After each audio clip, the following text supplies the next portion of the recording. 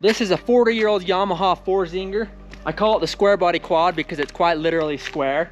Technically, the setup you see here is one of one in the world, mostly because I built it. These 4-Zingers don't usually look like this. I've pretty much customized everything on it. But to tell a good story right, you gotta start at the beginning.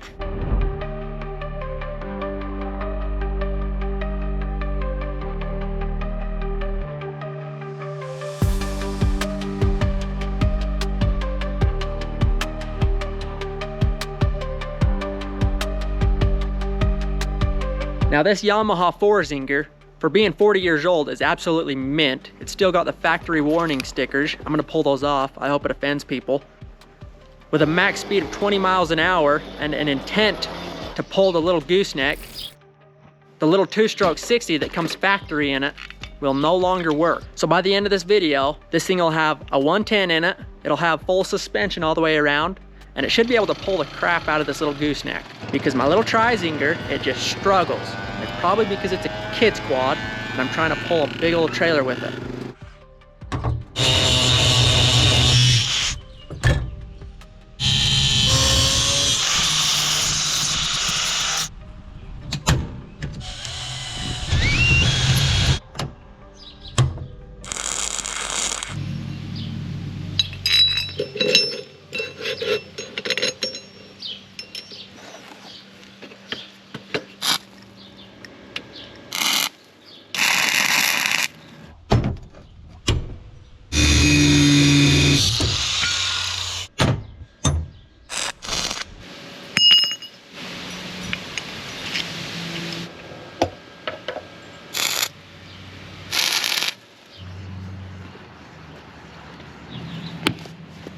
Now that we got done with this, I'm gonna rip it all off.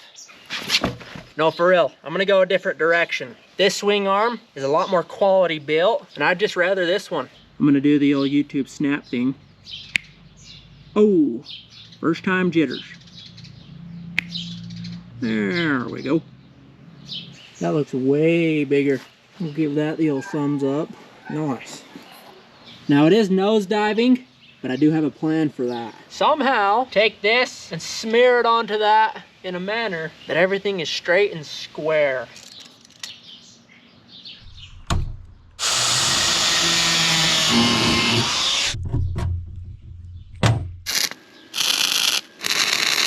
Got these bars welded on to replace this that I'm about to cut off.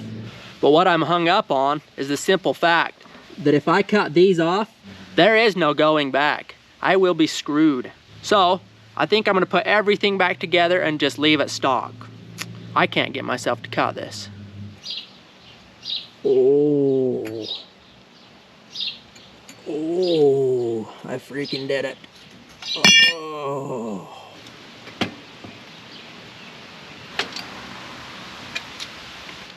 Now, I'd call that progress. Swing arm barely clears here, then I gave it a nice little saddle with these little 45 corner pieces here. That way I can weld it to something there.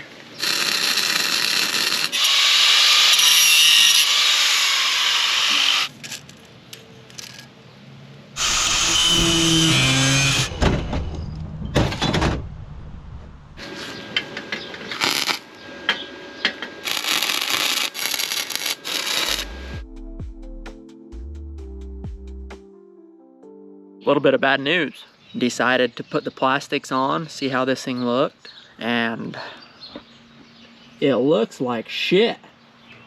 The front is way too low. It's literally touching right here.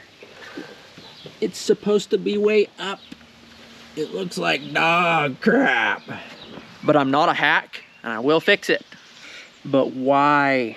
Why didn't I check before welding the crap out of it? Because you suck. Well, let's fix it. Yes. Yes. It's got full suspension. I'm also going to add a little bumper right here. I'm noticing it sticks a little far out. It needs to complete itself somehow. It's going to be a mint little 4-Zinger. I bet you've never seen one of these. It's almost unbelievable, but we've got turnage.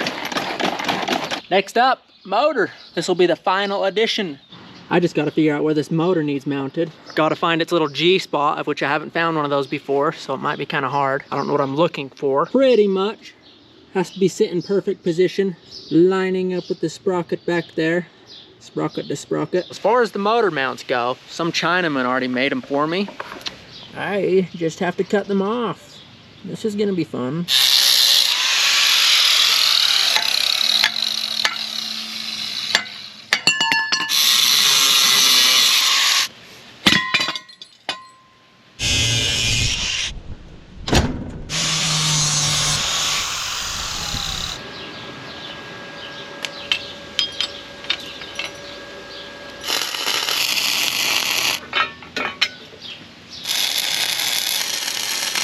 Check this out.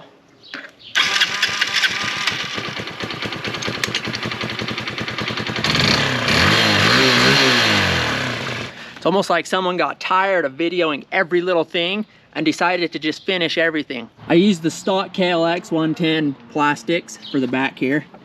Just made my own mounts for it. Made it all pretty. I used the stock air filter box here. Kind of mounted that in there. We've got a Jeep radiator hose right here that continues it off the carb over. Pretty much it's done.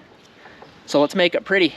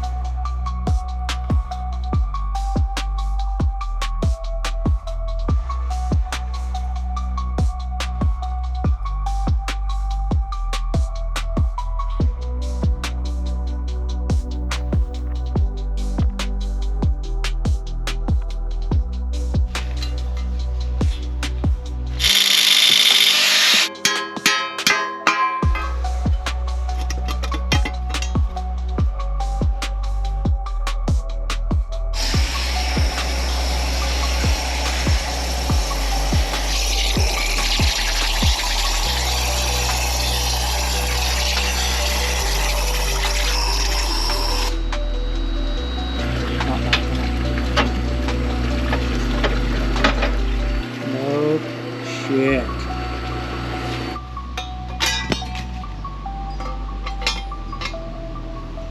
Nice.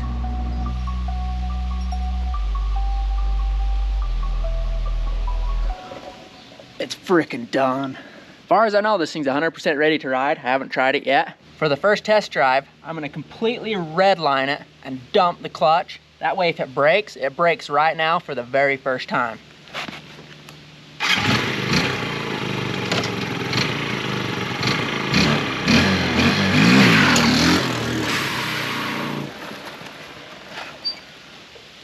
It did make a noise, but it yeeted. I don't know if you heard that, but it was like a sharp tick. I wonder what it was. I'll have to figure that out. But it freaking scooted. It made some black marks too. Definitely better than the 60 that was in it. That's got a 110 in there. Now you already know I put the ball hitch on here immediately. I get to retire the Zinger finally. So I made another one of these. Same thing, one's shorter. All it does is make so the gooseneck rides at a level pace. I had to make a completely different latch for this one. This one looks like a dick, so I gave it the nickname Dick, the Dick latch. That's D-I-K, so it's not perverted. If you take it perverted, that's because you're perverted. Dick, D-I-K, Dick latch. All it does, little thing goes in there, smacks down, latches on the ball.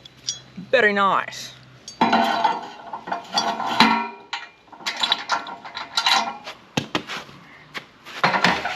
Now we just have to find out how well this thing pulls. I haven't tried any of it yet. I don't know why, but it just looks so freaking sick. Something about the bumper, something about the colors. I think I deserve a cigar. Now I don't usually do cigars. It's just one of them gas station ones. because I don't like those big ones. They intimidate me. We got my gangster lighter here.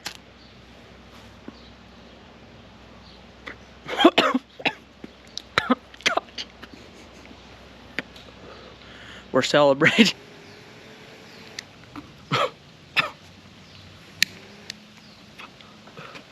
Check out the build. Dude, I like it. Got the new black frame and then custom logo. Was that good? Had to do it all custom. So here I made a custom front bumper plate, cut out with a wet jet. Got precise lettering with the channel name in there. Got all new shocks as well. Those things look tight, very tight. Come over here. You can see I've already put the ball hitch and the gooseneck on here. It looks really radical with the Diamond Mexican Sea trailer that I built in my last video. If you haven't seen that one, you're gonna have to go check it out. Now altogether, this build cost me about 3 of my henchman's fingers, plus his daughter. But check it out. It looks phenomenal. Everything here, factory, completely factory. It just, I think it's phenomenal.